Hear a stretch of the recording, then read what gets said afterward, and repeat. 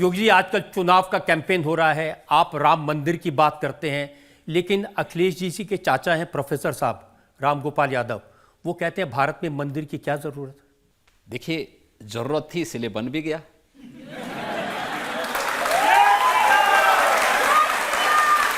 मेरा ये मानना है भारत के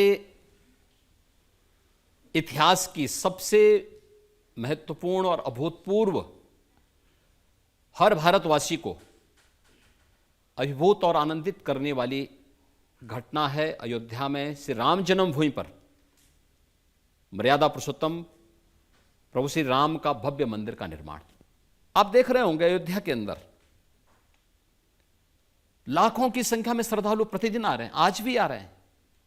इतनी भीषण गर्मी है तब भी लोग आ रहे हैं। अयोध्या की, आज की अयोध्या को और आज से 10 वर्ष पहले की अयोध्या को देख करके कोई आता है तो पहचान नहीं पाता है कि सचमुच ये वही अयोध्या है। मैं देख रहा था पूरे देश के अंदर अंदर से जो भी श्रद्धालु वहां आए थे, कोई जमीन चूम रहा है, कोई पिलर को चूम रहा है, उनके आंखों में आंसू थे। तो मैंने कुछ लोगों से पूछा, मैंने कहा कि आप इतने भावुक क्यों हो जा रहे हैं? उन्होंने कहा, साहब, जिस कार्य को देखने के लिए हमारी कई पीढ़ियां तरस गई, 500 वर्षों के उस लंबे इंतजार को मोदी जी ने समाप्त करवा दिया। अयोध्या में जो कार्य अयोध्या के लिए और दुनिया के लिए असंभव था, उसको मोदी जी ने संभव बना दिया। और ये हमारे लिए नहीं, बल्कि इस लोक के साथ साथ परलोक को भी जवाब देने का एक अवसर हमारे पास हो चुका है कि हां, हमने अयोध्या में राम मंदिर के निर्माण शिलान्यास को भी देखा, राम मंदिर के निर्माण को भी देखा, और रामलला को 500 वर्षों के बाद होली और जन्मोत्सव मनाने का अवसर भी अपनी जन्मभूमि पर प्राप्त हुआ है। यह मोदी जी के कारण संभव हो पाया है। प्रोफेसर साहब कहते हैं बेकार का मंदिर। मैं वही आ रहा हूं ना। समाजवादी पार्टी के बारे में हर व्यक्ति जानता है। ये वही पार्टी है जिसके समय में अयोध्या में राम जन्मभूमि पर आतंकी हमला हुआ था, काशी में संकट मोचन मंदिर पर हमला हुआ था, जिनके समय में लखनऊ, अयोध्या और वाराणसी की कचहरियों पर हमले हुए थे। और अखिलेश यादव जब मुख्यमंत्री बने, उन्होंने सबसे पहला काम क्या किया था? इन आतंकवादियों पर दायर मुकदमों को वापस लेने का कुत्सित प्रयास किया था। और तो हम धन्यवाद देना चाहेंगे न्यायपालिका का कि न्यायपालिका ने उन दुर्दांत आतंकवादियों को बाहर निकलने से रोका, अन्यथा क्या दृश्य होता। जो लोग राम भक्तों पर गोली चलाते हैं, जो लोग राम को काल्पनिक मानते हैं, इतिहास साक्षी है, जिसने भी राम का विरोध किया उसकी दुर्गति जरूर हुई है। इनकी दुर्गति तय है। अपनी दुर्गति के लिए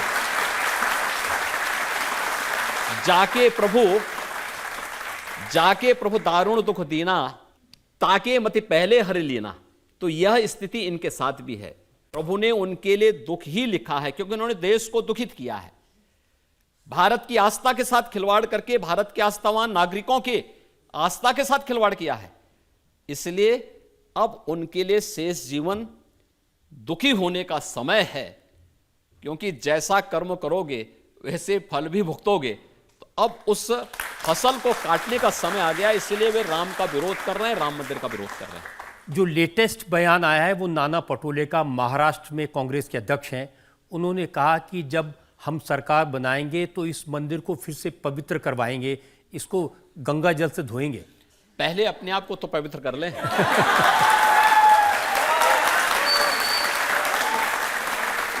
और राहुल गांधी तो बार बार अपनी हर पब्लिक मीटिंग में ये कहते हैं कि ये जो प्राण प्रतिष्ठा का कार्यक्रम है, इसमें उन्होंने अमिताभ बच्चन को देखा, ऐश्वर्या राय को नाचते हुए देखा, लेकिन किसी गरीब को, किसी मजदूर को नहीं देखा।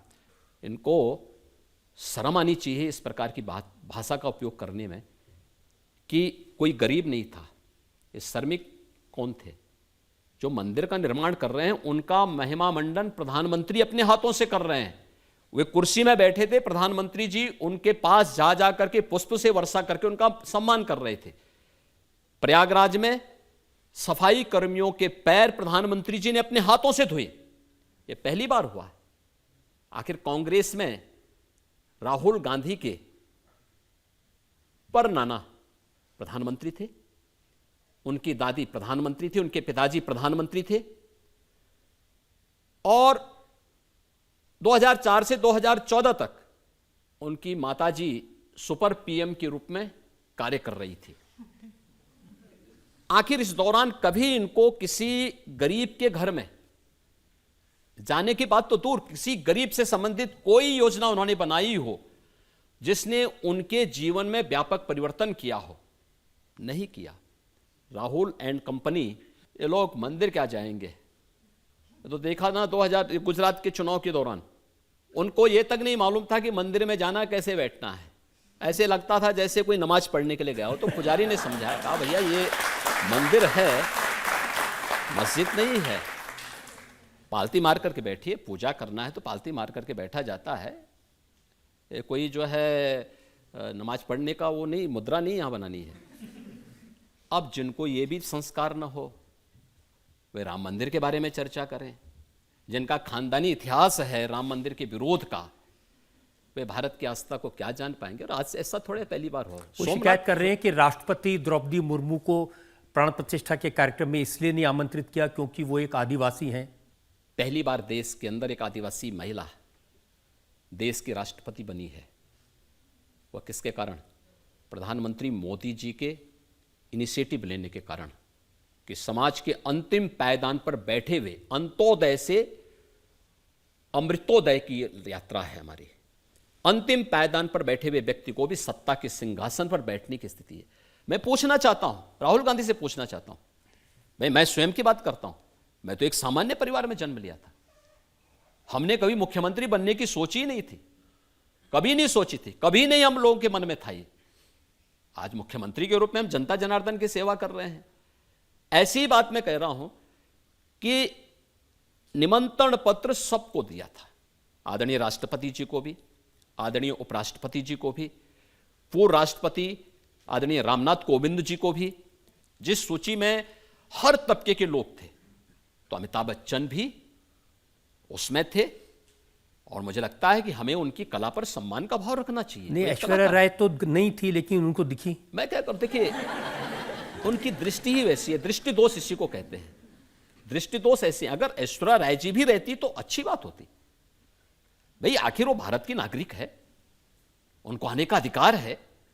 और क्या अमिताभ बच्चन की कला और कला जगत में उनके योगदान को आप विस्मृत कर लेंगे? और अगर विस्मृत कर रहे हैं तो क्यों कांग्रेस ने उन्हें चुनाव लड़ाया था प्रयागराज से?